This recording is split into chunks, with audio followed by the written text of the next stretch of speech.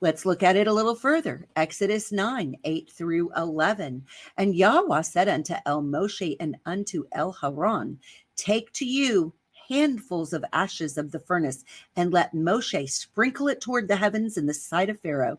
And it shall become small dust in all the land of Mitzrayim, and shall be a boil breaking forth with blains upon man and upon beast throughout all the land of Mitzrayim. And they took ashes of the furnace and stood before Pharaoh, and Moshe sprinkled it up toward the heavens, and it became a boil breaking forth with blains upon man and upon beast. And the magicians could not stand before Moshe because of the boils, for the boil was upon the magicians and upon all of Mitzrayim. So what is this that we're looking at here? Soot, ashes from the fire. Okay, this is what was flown up, right? Piyak. Okay, it is a pei, it is a yod, and it is a het. What is blown away from the active life of the fire, like chaff being removed from the wheat. Okay, the fire. Who is the fire? He says his eyes are like fire. Yahusha is our fire. He's jealous for us like fire. When you walk with him, you better be ready for some things to be burned up in your life, because there are things that to go where he wants you to go, you can't carry all that garbage with you. There's going to be a trash burning day, right? But the problem is too many of us want to hang on to our garbage and trauma from the past and not deal with it.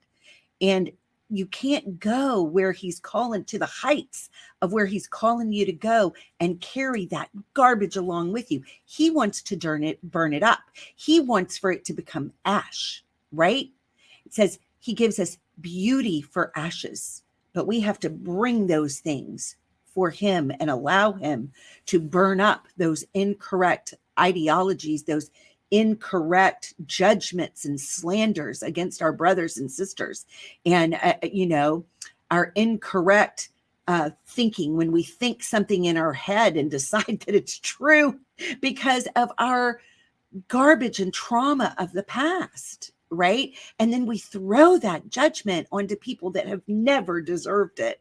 This is dust, it's chaff, it's got to be burned away if you want to walk in the fullness of calling of where Yah wants you to go. So dust is found on the ground and the clouds. It's a bak, right? So we have an aleph, a bet, and a kuf.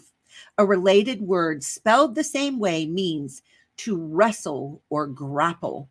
Be dust, the primitive root word, has the connotation of something that floats away. So what is the boil? Shakin, an inflamed spot, inflammation, and eruption, leprosy of man and beast. I have a great link in the description of this. If you really want to understand this, I've got a link in the description for a teaching done by Tony Robinson that, wow, did he dive deep, and it explains so much to me. So dust found on the ground, clouds, a bak, right? This is an aleph, a bet, and a kuf. A related word spelled the same way means to wrestle or grapple. Be dust, the primitive root word, has the connotation of something that just floats away. All right, so in Deuteronomy 28:24, Yahweh shall make the rain of your land powder and dust. This is curses, right? When we won't do things his way, when we will not respect his authority, when we will not honor and respect people that he has sent into our lives to help us deal with taking out the garbage of the past, to heal up the trauma wounds, to grow, to learn and grow, and we just discount them and abuse them. This is it. There's disobedience, right? And we're going on and we're doing our own thing, right? Yah says, I've put before you life and death, and I would that you choose life. But when we choose the dry ground, the dusty ground, that we would rather live there, then that's what we're going to get. So Deuteronomy 28:24 and 25, Yahweh shall make the rain of your land powder and dust. From heaven shall it come down upon you until you be destroyed. Yahweh shall curse you to be smitten before your enemies. You shall go out one way against them and flee 7 ways before them, and shall be removed into all the kingdoms of the earth. Wow. There's the kingdoms of the earth, and there's the kingdom of Elohim. Luke 10:10, but into whatever city you enter, and they receive you not, go your ways out into the streets of the same, and say, even the very dust of your city, which cleaves on us, we do wipe off against you. Notwithstanding, be ye sure of this, that the kingdom of Elohim is come nigh unto you. But I say unto you that it shall be more tolerant in that day for Sodom than for that city. Okay, so they went to a city, and the entire city said, nope, we don't want what you have. Okay, so in John 7:37 through 39, in the last day, that great day of the feast, Yahusha stood and cried, saying, if any man thirst, let him come unto me and drink. He that believes on me, as the scripture has said, out of his belly shall flow rivers of living water. But this spoke he of the Ruach, which they that believe on him should receive. For the Ruach HaKodesh was not yet given, because that Yahusha was not yet glorified, right? Shavuot had not come, right? This particular Shavuot after the death, burial, and resurrection of Yahusha had not arrived yet. Okay. So what I'm seeing in this is the ground, it's dry, it's dusty due to a lack of water. The disciples were instructed, you're going to encounter people that are literally dying of thirst, that are so resistant to the truth that they will deny that thirst. I'm not thirsty. I don't need what you have, right? And refuse the life-getting water that I've put in you to flow out of you. They are parched, but they are not thirsty for the living water. Is this where the old saying, you can lead a horse to water, but you can't make him drink? Is this where that comes from? Maybe, huh? Dust, it's leprosy. Numbers 12:1 through 6. While they were at Hazeroth, Miriam and Aaron criticized Moses because he'd married a Cushite woman. I mean, you can hear it now, right? Well, who does he think he is? I've had that come at me. I've had it come at me. You know, who does she think she is? So they were criticizing him because he had married a Cushite woman. They said, has Yahweh spoken only through Moses? Didn't he put his word in my mouth? I hear Yah. He's speaking through me, and no one's going to shut me up, right? Pride, pride, pride.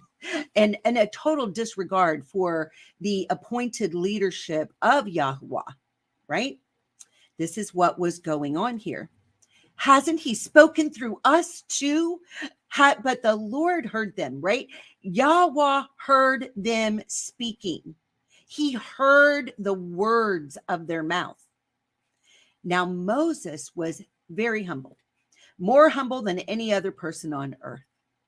So immediately Yahweh called to Moses, Aaron, and Miriam and said, go out to the tabernacle, all 3 of you. So the 3 of them went to the tabernacle. Then Yahweh descended in the pillar of cloud and stood at the entrance of the tabernacle. Aaron and Miriam, he called, and they stepped forward. And Yahweh said to them, now listen to what I say.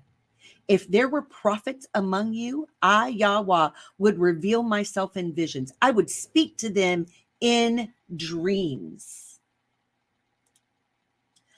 But not with my servant Moses. Of all my house, he is the one I trust. I speak to him, panim a panim, right? Hapanim, face to face, clearly, and not in riddles. He sees Yahweh as he is. So why were you not afraid to criticize my servant Moshe? Yahweh was very angry with them, and he departed. As the cloud moved from above the tabernacle, there stood Miriam, her skin as white as snow from leprosy. When Aaron saw what had happened to her, he cried out to Moshe, "Oh, my master, please don't punish us for this sin we have so foolishly committed." Right? Aaron was immediately starting to repent. Don't let her be like a stillborn baby, dead, right? A stillborn baby is a baby that's been born dead, already decayed at birth. That is the walking dead. So Moshe cried out to Yahweh, "Oh Elohim, I beg you, please heal her." But Yahweh said to Moshe, "If her father had done nothing more than spit in her face, wouldn't she be defiled for 7 days? So keep her outside of the camp for 7 days, and after that, she may be accepted back." I love it with Yah. When we are sincerely sorry for the mistakes we have made and the sins that we have committed against him and against others, and we repent, he makes a way for us. He makes a way for us to come back, right? Shabbat shalom, Euphrasia. So glad you could join me. So Miriam was kept outside the camp for 7 days, and the people waited until she was brought back before they traveled again. You know what? The whole nation waited, right? Criticized. This is what she was doing. She was speaking, okay? She was talebearing. Criticized, spoke. Dabar, it's our words. It's energy. It changes things. You know, Yah spoke the entire world into existence. He spoke everything into existence. And when we speak, there are ramifications for the things that we say, especially when we are going up against and trying to speak lies and criticism about others, right? So this dabar, to speak, to declare, to converse, to command, to promise, to warn, to threaten, and to sing. And you can see it right there. I mean, often these things that are spoken supposedly in secret are compared to the birds, right? The birds hear it and they spread it from one to another. It's kind of a prophetic picture that Yah gives us. Jude 1:3, Beloved, when I gave all diligence to write unto you of the common salvation, it was needful for me to write unto you and exhort you that you should earnestly contend for the faith which was once delivered unto the Kodashim, the set apart ones, right? The family of Yah, those who are dedicated as his. For there are certain men crept in unawares who were before of old ordained to this condemnation. It means they're all amongst you. They're in the midst of you, right? Wicked men turning the grace of our Elohim into lasciviousness and denying the only Adonai Elohim and our Adonai Yahushua HaMashiach. I will therefore put you in remembrance, though you once knew this, how that Yahweh, having saved the people out of the land of Mitzrayim, afterward destroyed them that believe not. And the angels which did not guard their first estate, but left their own habitation, he has reserved in everlasting chains under darkness unto the judgment of the great day, even as Sodom and Gomorrah, Sodom and Amorah, and the cities about them in like manner, giving themselves over to fornication and going after strange flesh, are set forth for an example, suffering the vengeance of eternal fire. Likewise, also these filthy dreamers defiled the flesh. They despise dominion. They despise those who are in authority, and they speak evil of dignitaries. Right? You might want to be careful of that. Yet Michael, the archangel, when contending with the devil, he disputed about the body of Moshe, dared not bring against him a railing accusation, but said, Yahweh rebuke you. But these speak evil of those things which they know not, but what they know naturally as brute beast. In those things they corrupt themselves. Woe unto them, for they have gone in the way of Cain and ran greedily after the error of Balaam for reward and perished in the gainsaying of Korah.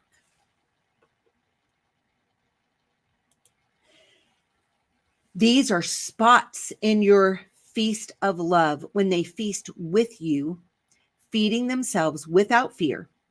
Clouds they are without water, carried about of winds, trees whose fruit withers, without fruit, twice dead, plucked up by the roots. Right? This is the fig tree that won't bear good fruit. You say you're in the kingdom, you say you're doing kingdom work, but there's no fruit. There's nothing that is replicating the nature, identity, authority, and essence of Yahusha in your words, deeds, and actions. You're not living that out where others can pick from it and grow and learn and come up higher in the kingdom, right? Raging waves of the sea, foaming out their own shame, wandering stars to whom is reserved the blackness of darkness forever. And Hanok also, the seventh from Adam, prophesied of these, right? This is the book Enoch, right? Saying, behold, Yahweh comes with 10,000 of his Kodashim to execute judgment upon all and to convince all that are wicked among them of all their wicked deeds, which they have wickedly committed, and of all their hard speeches, which wicked sinners have spoken against him. These are murmurers, complainers, walking after their own lust, and their mouth speaks great swelling words, having men's persons in admiration because of advantage. Do you see what he's saying here? These are the people that come in and their ministry is tearing down others, right? It's going around and slandering and backbiting and tearing down the work of others, right? And wow. We see in all this of Jude, we don't want to be building our kingdom. We want to be building his kingdom. Matthew 12:33-37. Either make the tree good and his fruit good, or else make the tree corrupt and his fruit corrupt. For the tree is known by his fruit. O offspring of vipers, how can ye, being evil, speak good things? For out of the abundance of the heart, the mouth speaks. A good man out of the good treasure of the heart brings forth good things, and an evil man out of the evil treasure brings forth evil things. But I say unto you that every idle word that men shall speak, they shall give an account thereof in the day of judgment. For by your words you shall be justified, and by your words you shall be condemned. Leprosy, it's the same as being a zombie. It is a biblical picture of the living dead. Your works are leading unto death. It may look good on the outside. It may sound okay. But if it's the wrong spirit, watch out. So, when this happens, when we come across this, when we have to deal with someone who's done something like this and has slandered us, it does hurt. It really does. And it takes a while to deal with it. And I love this prayer. So if this has been something that's happened to you, if you've thought you were walking with a friend and suddenly found out that you weren't, if people have turned against you and slandered you and hurt you, it usually is we find out we're dealing with illusion, we're dealing with jealousy, we're dealing with pride. It leads to betrayal. And David was no stranger to this, right? And it happens when we're dealing with a religious spirit, most assuredly. So I love this prayer, and it's one that I pray to heal my own heart when things like this happen. And it is Psalm 55. Give ear to my prayer, O Elohim, and hide not yourself from my supplication. Attend unto me and hear me. I mourn in my complaint and make a noise because of the voice of my enemy, because of the oppression of the wicked. For they cast iniquity upon me, and in wrath they hate me. My heart is sore pained within me, and the terrors of death have fallen upon me. Fearfulness and trembling are come upon me, and horror has overwhelmed me. And I said, oh, that I had wings like a dove, for then I would fly away and be at rest. Lo, then would I wander far off and remain in the wilderness. I would hasten my escape from the windy storm and tempest. Destroy, O Adonai, and divide their tongues, for I have seen violence and strife in the city. Day and night they go about it upon the walls thereof. Mischief also and sorrow are in the midst of it. Wickedness is in the midst thereof. Deceit and guile depart not from her streets. For it was not an enemy that reproached me, then I could have borne it. Neither was it he that hated me that did magnify himself against me. Then I would have hid myself from him. Right?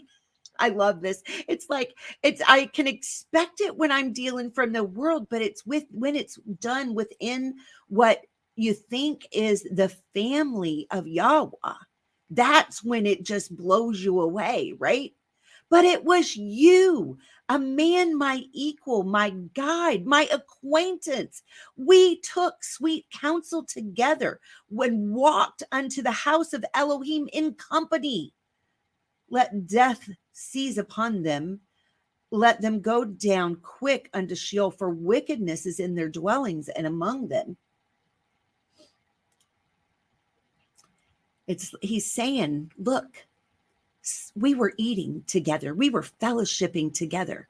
And then suddenly I got confronted with a spirit as red as the devil that said, I don't care about you, someone else. Continuing with Psalm 55:16.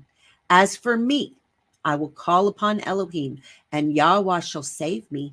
Evening and morning and at noon will I pray and cry aloud, and he shall hear my voice.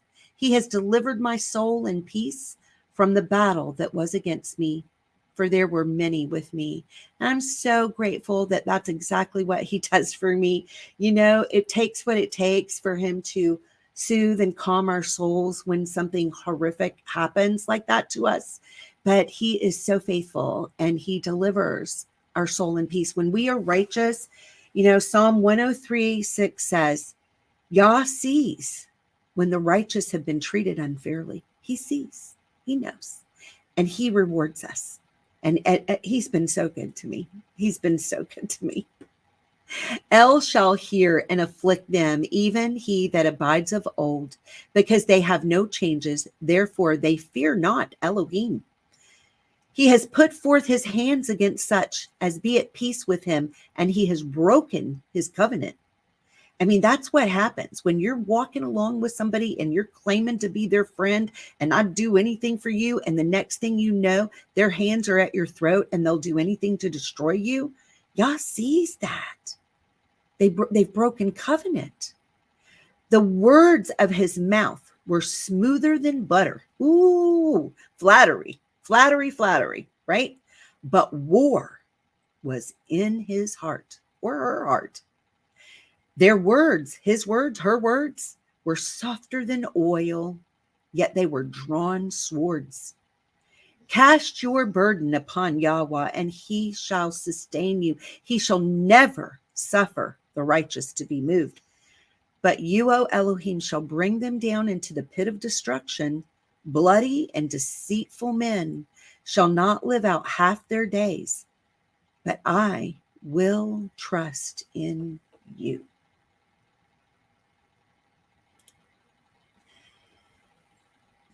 Look at what's behind the mask. Not everybody that is speaking flattering words are who they claim to be.